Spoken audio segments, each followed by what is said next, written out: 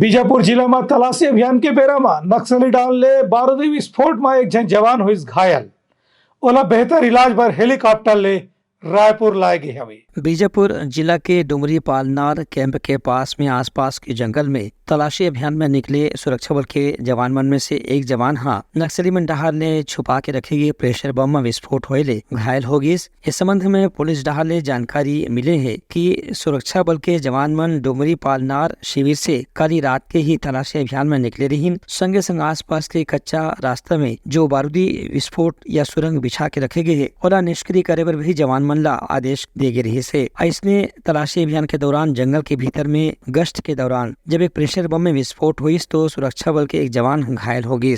घायल जवान ला तत्काल जिला अस्पताल में भर्ती कराया गई। वहां से आधुनिक सुविधा के साथ बेहतर इलाज पर सेना के हेलीकॉप्टर के मदद से ओला रायपुर के एक निजी अस्पताल में भर्ती कराए गए है। इस बीच में सुरक्षा बल के जवान मन आसपास के इलाका में जांच के दौरान 3 और प्रेशर बम ला रास्ता से निकाल करके निष्क्रिय करे में सफलता हासिल करी है। ब्यूरो रिपोर्ट उत्तलंघा न्यूज।